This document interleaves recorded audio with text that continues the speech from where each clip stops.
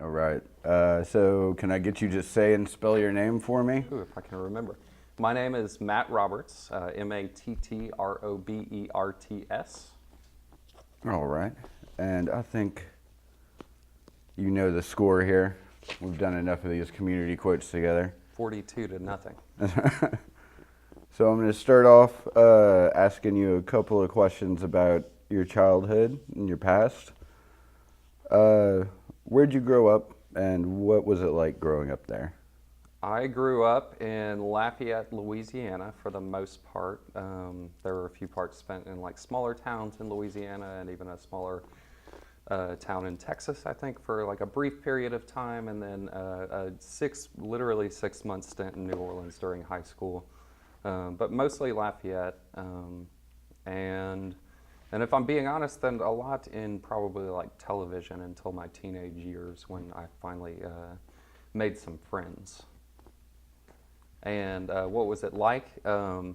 It was interesting and weird, and I always felt maybe a little out of place because we were from Lafayette, and so Cajun culture was a big thing in the Acadiana area, but I never really felt like I was part of that Cajun culture, even though I'd lived here all my life. So there was always a little tinge of like outsideriness, not to mention that I was just a weird kid. So Was any of your family heavily involved in the Cajun culture, or was the whole family kind of outside of that? yes and no, in that like my mom's side of the family definitely enjoyed like crawfish boils and things like that, but nobody spoke French, at least in the generations that I knew. I think maybe my great grandparents probably spoke French still, but nobody from my grandma and my aunts and uncles, none of them spoke French or were really heavily into Cajun culture. Okay. Well, when you were a child, did you have a career in mind to pursue, or was there anything that you really wanted to do or be? I had a few. I think I want to say the first one that I called out when I was 5 was like to be a cop, a police officer, and I think my mom said, she laughed and said, I think you might want to be an actor because you like cop shows, but I don't think you would really like police work. And then like shortly after that, or maybe slightly before that, comedian was definitely the thing. I remember being like very young in first grade or so, around 6 years old, just staying up all night watching like comedy shows, and I just thought it looked like one of the coolest things to do, to get up there and just talk and make people laugh. And so, speaking of careers, what was your first job?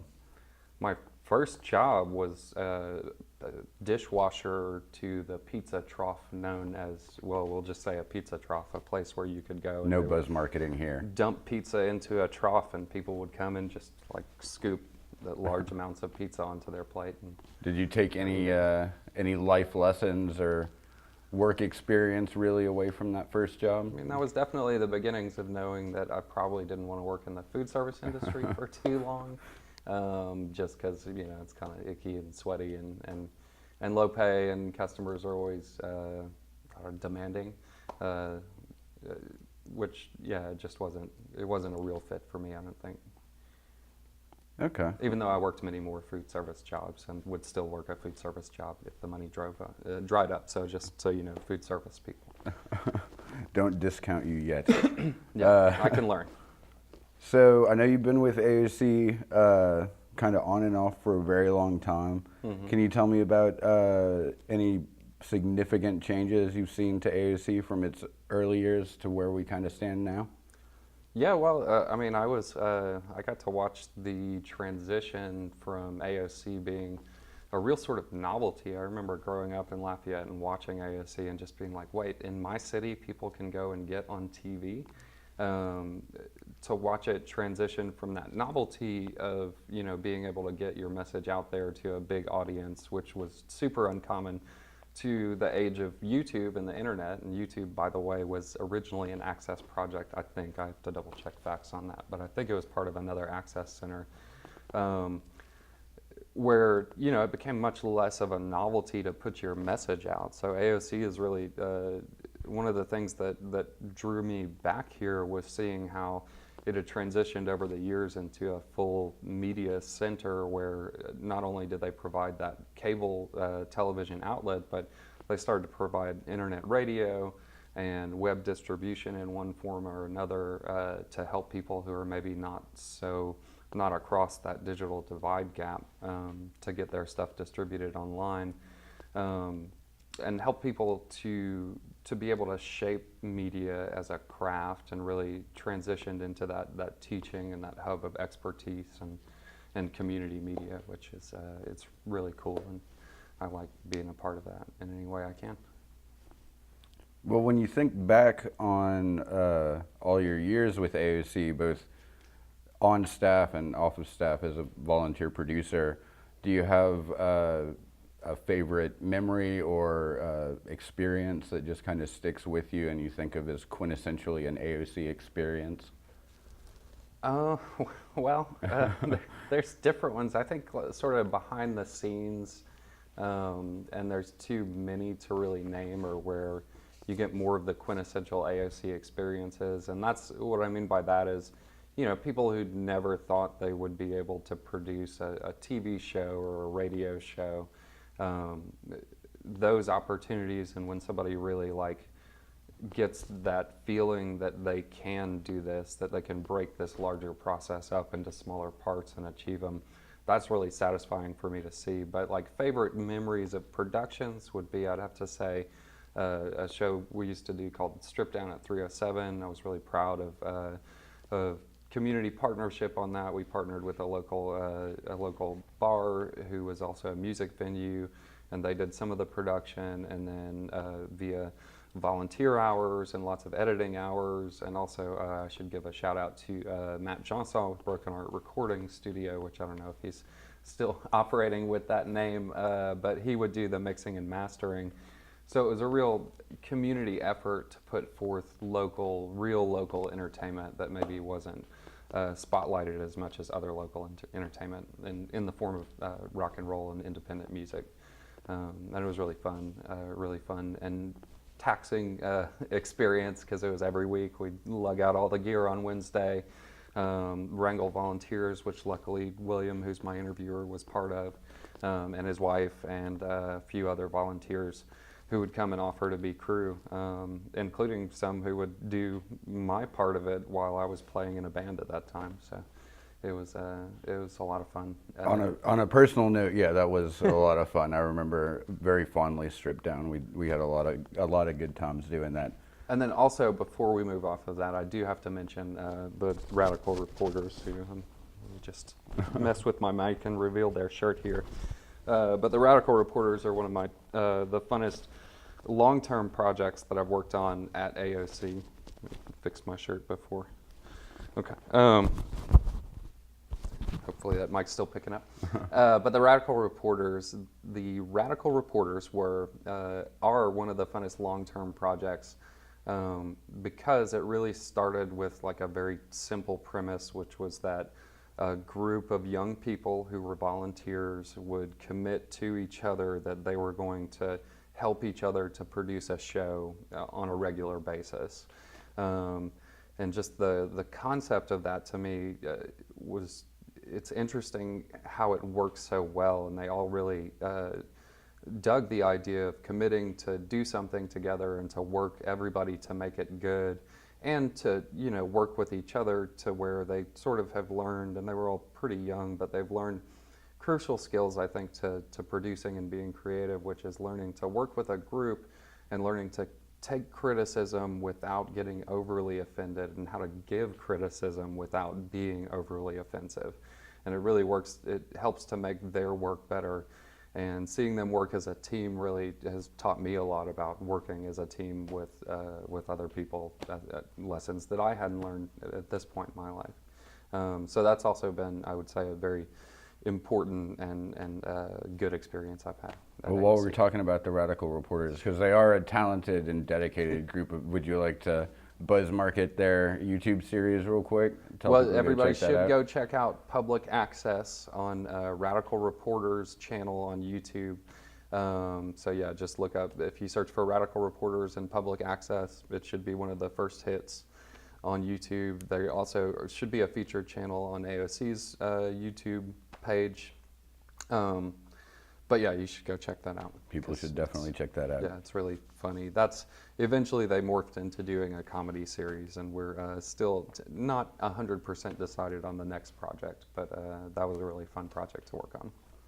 Well, speaking of projects, do you have a dream project that you would like to work on or produce, or is... I guess if I'm taking first thing that comes to mind is probably some sort of musical theater, film, or something like that. Something that involves music, that involves media, that involves the theatrical work, so some sort of theatrical premise. I've always really been into very dramatic rock bands, sometimes more than others. And that whole vibe really excites me. I'd like to work on a project like that. Fair enough. So if AOC didn't exist, where would you imagine yourself wanting to work, or where would you imagine that you would be working? I might be at this point in another city if AOC didn't exist, just because I really, although I never would have pinpointed this as a young person, I think that kind of community media is my, and it sounds lame, I know, but it really is sort of my dream environment and my dream home. I love to work on creative projects, and I love to work with equipment. I love to solve puzzles, and I really like, the feeling of sort of helping other people to become empowered to use those tools, especially people who might be like scared of them at first. It's fun for me to say, it's not that scary. And you don't have to know everything. You don't have to be as good at skip as production to do production. You just have to get better every time. And empowering people to get over that fear, I'm sure, is a pretty big puzzle in and of itself sometimes. It is, and it takes, different, I have to re-look at like metaphors that I use, and I have to re-look at the way that I see a situation and try and put myself into the shoes of another person who might be seeing it differently, because we all sort of operate from our own lens. But when you're trying to help other people to learn, it helps a lot to be able to try and see through their lens. Fair enough. So I'm going to move on to some more fun type questions, some more off the wall, off the cuff questions. Okay. So you and I have known each other a very long time, and so I know for a fact that you are a console gamer, because we console game a lot together. Yeah. So I wanted to ask you a little bit about console gaming. Okay. What would you say your favorite genre of game is? Ooh, it's RPG is probably my favorite if it's done really well. The things that are most reminiscent of those old text-based adventures. I really like being able to see those realized to where I don't have to do the work of imagining the characters or the scenery or anything like that.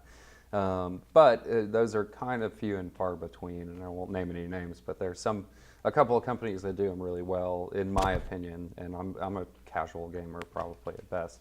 But they're few and far between, and then like sort of my go-to is a sort of third-person shooter that's just easy and pretty something. Easy to pick up, easy to put down. Yeah. Yeah. So I know this is, as a follow-up question, I know your answer because I think you own 3 copies of this game.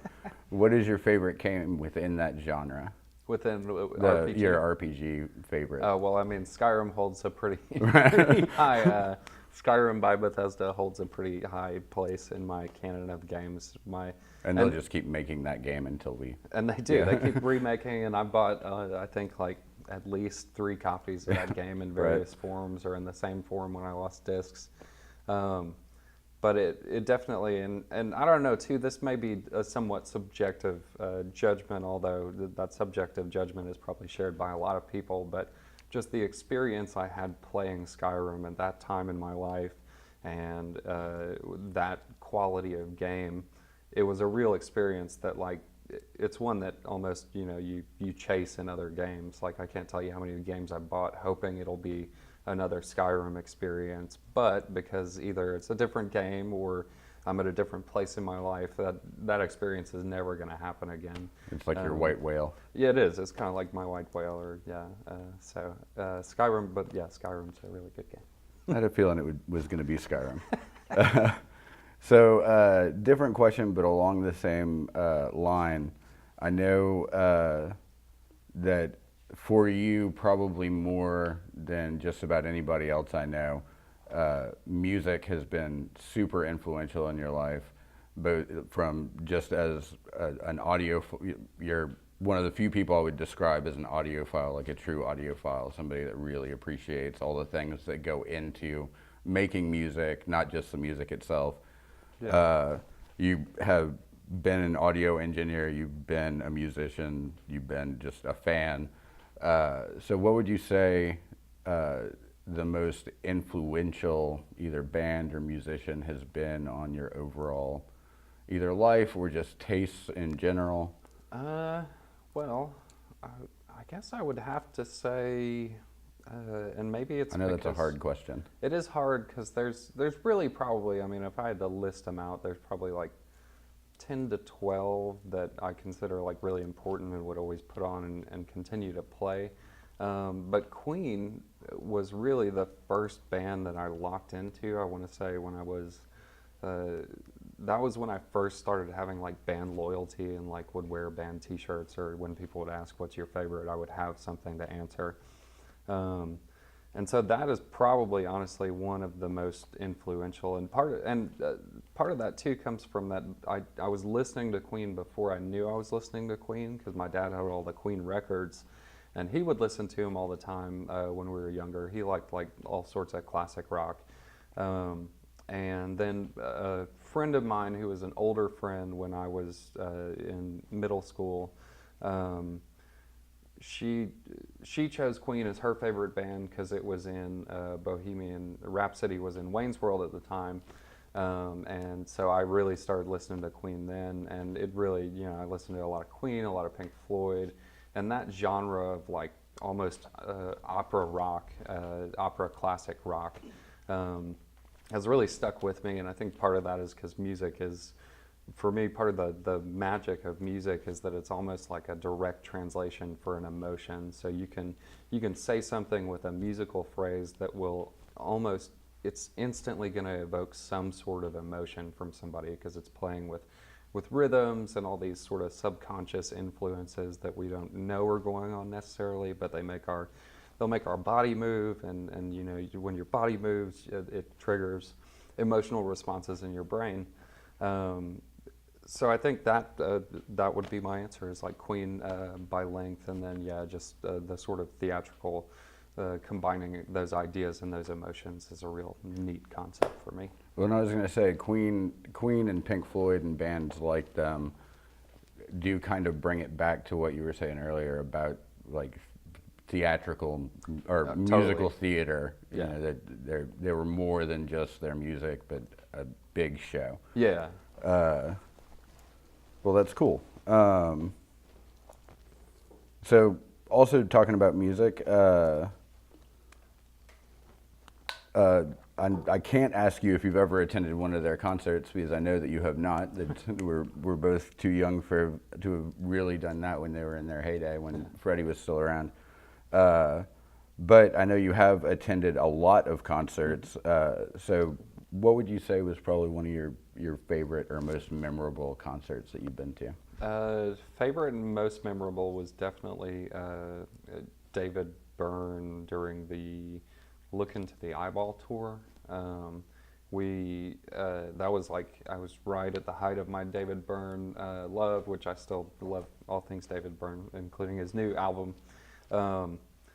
But he came to play in New Orleans, and it was like right at the time that he had started his blog online on his website, and so I'd been reading his blog, and I noticed that he went to museums before most of his concerts. He would like ride his bike around the city and go check out museums. So me and my friend who were going, we decided to go early in the day. We went at about noon to New Orleans, and we kind of like picked from the best of our understanding, the museum that he would most likely go to. And sure enough, like as we walked in the door, he's walking out, and we just get to, I wanted to talk to him, but at the same time, like I didn't know what I would say, and I didn't want to say like I'm such a big fan and you're awesome. And luckily, like a museum employee did it for me so I could experience that without feeling like the dummy, because he kind of like walked up and he was like, "Mr. Byrne, I just want to let you know." And David Byrne, of course, was like graceful and nice and everything, but you could tell like it was kind of aggravating, and he was like, really trying to like have some DT before I get up and perform. So it was good to be able to watch that, and then the concert itself was just great because it was one of those rare occasions. Sometimes you go to concerts and they're playing the new stuff, so you don't know the words and you can't really sing along, but this was one of those occasions where it just meshed perfectly to where it was, I guess, towards the end of the tour where I'd had plenty of time to listen and become familiar with all the music, and so it was just a really great experience. That's awesome. Well, since you didn't get to meet David Byrne, who is the most famous person you'd say you have met? And what was that experience like? I don't even know. It doesn't. Most famous would probably be like a local celebrity or like many. Right. And I mean, and probably in a work setting more than a. Mostly in a work setting, and yeah, I mean, I know the two Tiffany and Taylor from Givers. But I knew them like a long time before they were even Givers, and I don't even really know them now. So I guess that's probably like the most famous people that I met. For sure. But yeah, they're just really nice people who played music at the same time or right around the same time that I was finishing playing music. Well, if you could spend a day in someone else's shoes, who do you think that would be and why?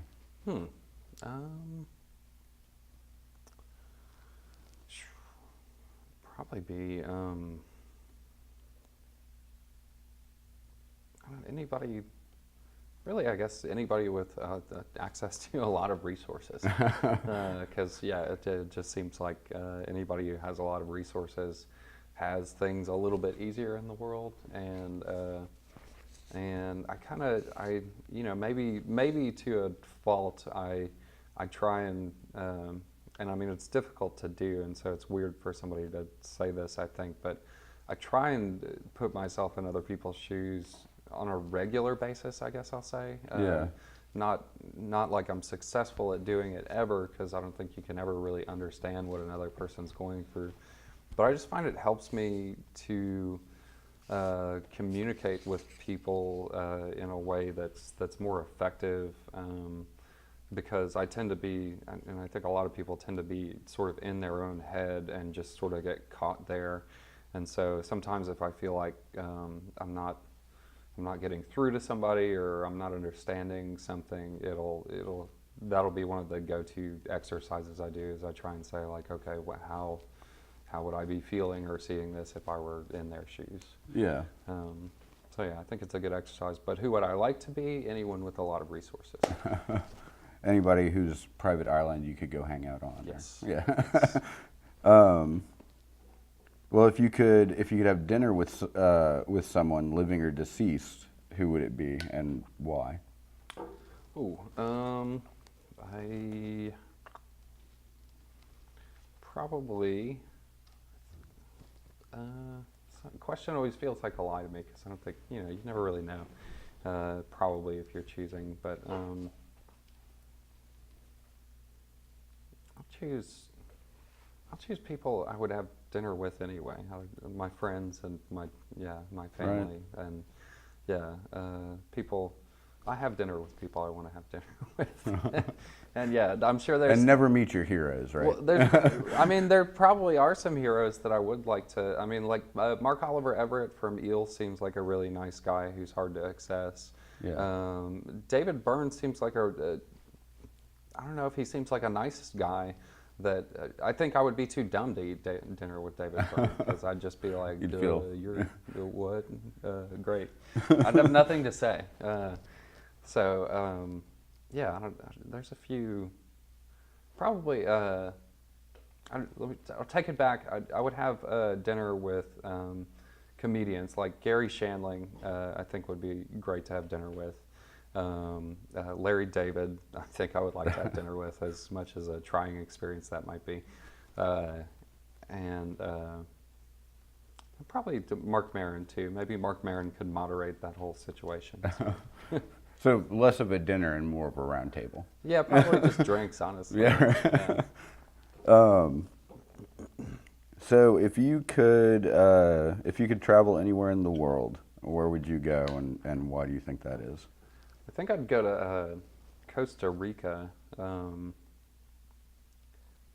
because it seems really pretty and the climate seems nice, and I mean, I would want to. I guess like one of my very unresearched and thought about dreams would be to own some sort of like very small janky resort in Costa Rica and just be able to like live sort of a beach bum life and And run an Airbnb on the beach or pretty something? much, yeah. Just like kind of chill on the beach. That sounds like a really nice, relaxing time. So I got 2 more questions for you. You're almost done. Describe yourself in 3 words. Oof. I know. I knew that one was your favorite. I did think about that one, but I would say,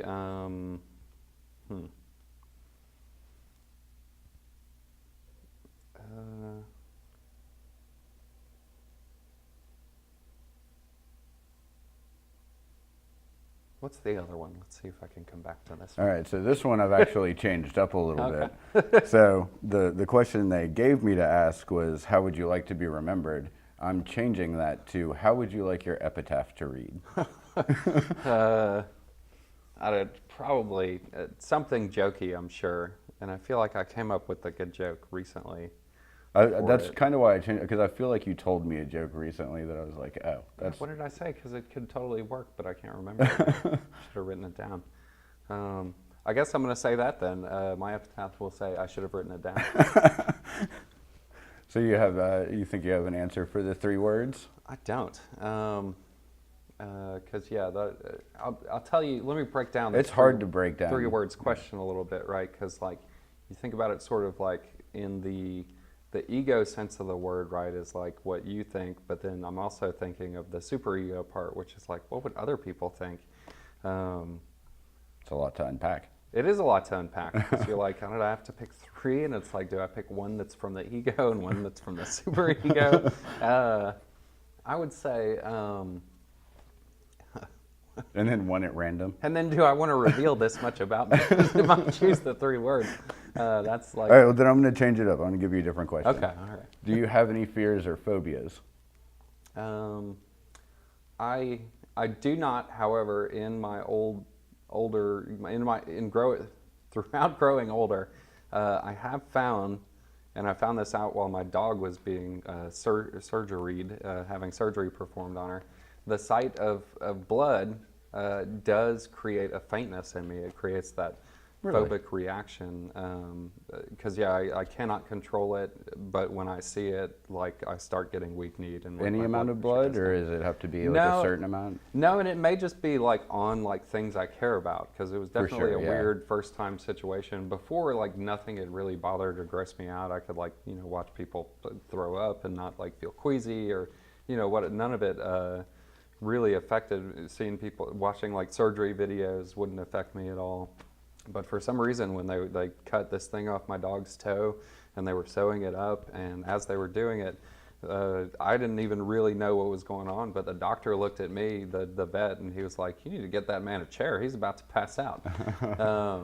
So I guess that's the closest thing to a phobia, because I really, for the longest time, I had a hard time processing phobias, because my buddy had a spider phobia, and I would watch him act like a ridiculous little ninny.